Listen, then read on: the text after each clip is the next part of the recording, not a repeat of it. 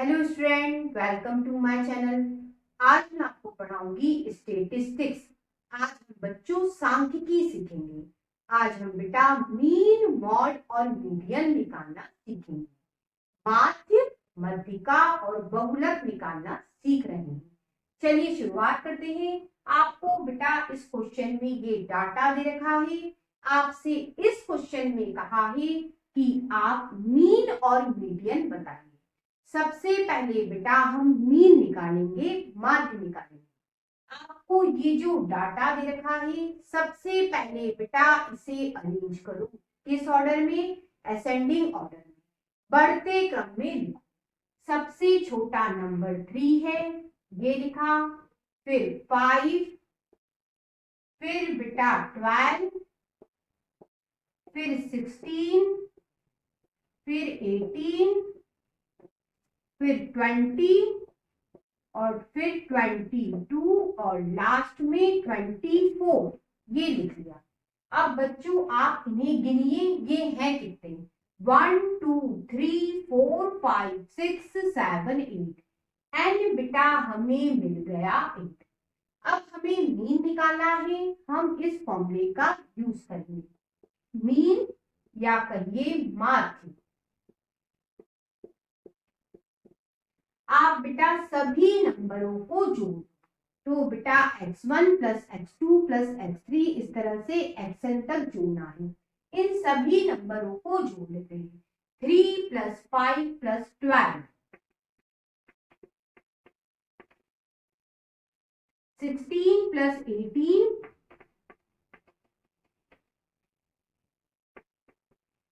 Plus 20 plus 22 plus 24 और upon में n आएगा। n 8 है। आप इन सभी को जोड़ोगे, 120 आएगा अपॉन में 8। आप इसे 2 के टेबल से कैंसिल करो।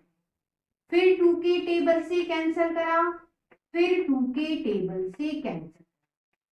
हमारा मीन क्या निकला बेटा? 15। इस तरह से मीन निकालते हैं, माध्य निकालते हैं। अब बच्चों हम मीडियन निकालना सीखेंगे। आप ध्यान दो, जब भी आपको डाटा इस तरह से दिया है तो बेटा सबसे पहले उसे असेंडिंग ऑर्डर में बदलना है। ये आपको ध्यान रखना है। अब बेटा मीडियन निकालने के लिए आप इन्हें गिनिए। 1 2 3 4 5 6 7 8। एन बेटा 8 है। और 8 क्या होता है? इवन नंबर होता है।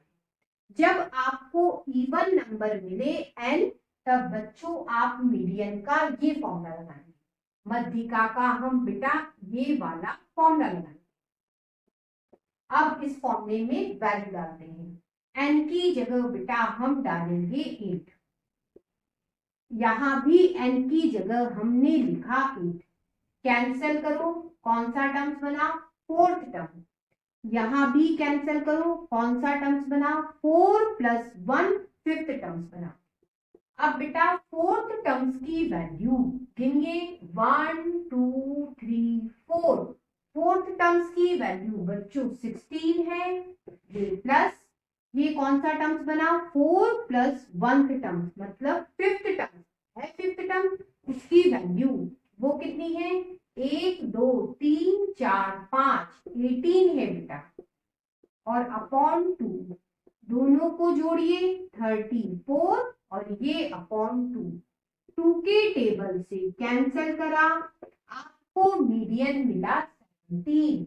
ये फॉर्मूला तभी लगाइए जब n क्या दिया हो? इवन दिया हो, सम दिया हो। आपको इस क्वेश्चन में बेटा ये डाटा दे रखे हैं।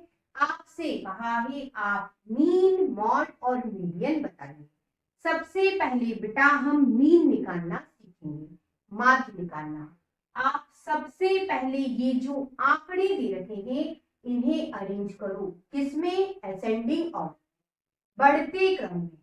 सबसे पहले बेटा 3 लिखा, फिर 5, फिर 6, फिर बेटा 7। अब 8 बच्चों 3 बार आ रहा है, लिख लेते हैं 1 2 3 बार। अब बेटा 9, फिर 10, फिर 10, फिर बच्चों 15। ये मैंने सभी आंकड़े लिख लिए। अब बेटा इन्हें गिनेंगे। 1 2 3 4 5 6 7 8 9 10 11। एन पता चला बेटा 11 है। अब बेटा इस फॉर्मूले में हम वैल्यू डालेंगे। सभी नंबर्स को हमें जोड़ना है। जोड़ लेते हैं।